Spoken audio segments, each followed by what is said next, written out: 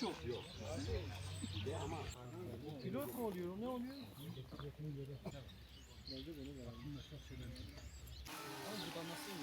Bunu da şöyle yapacağım. Mesela bu tip bir şey olduğunda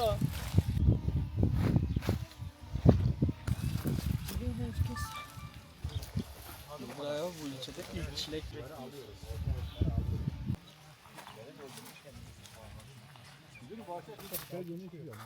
drone çeken tarım mıydı?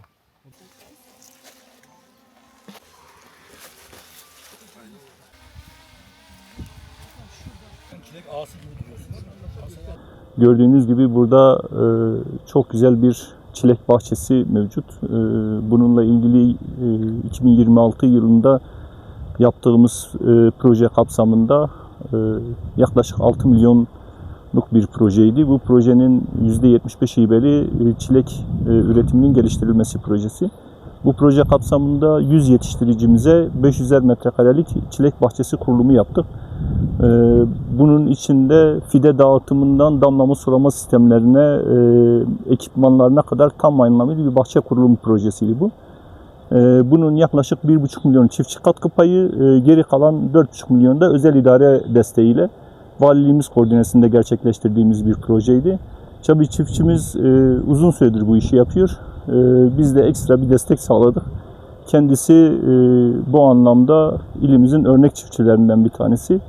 Ağrı'da çilekten bahsedecek olursak özellikle iklim şartlarından kaynaklı olarak gece gündüz ısı sıcaklık farkları yüksek olduğu için çok lezzetli ve şeker oranı aroması yüksek bir üründen bahsediyoruz. Bu anlamda hem üreticilerimizi teşvik etmeye hem de çilek üretimini artırmaya çalışıyoruz. Çileğin dönüm başına verimi 1,5-2 kilogram arasında bakıma göre değişmekte. Bu yıl verdiğimiz 50 dönümlük kurduğumuz bahçeden yaklaşık 100 ton çilek verimi bekliyoruz. Tabii daha önceden verilen destekler ve kurulan bahçelerle 150-200 ton civarı bir çilek hasadı bekliyoruz. Dekar başına biz şu anda 1,5-2 ton alıyoruz. Ürettiğim ürünleri genellikle ben paketliyorum, gelip buradan alıyorlar. Sipariş alıyorum, paketliyorum, gelip buradan alıyorlar. Aroması diyebilirim çok iyi. Evet, verim iyi olunca bakımını da ben yaptığımdan dolayı biraz da zevkli oluyor. Bakımı çok zor ama parası da çok iyi. Peki, eğer bakabilecek olursalar gerçekten de bizim bu yörede aroması en güzel olan çilek yetiştiriciliği çok iyi. Hava şartlarını eğer göz önünde bulundurursak bizim burası geceleri +15 oluyor. Yazları gündüzünde 21 derece.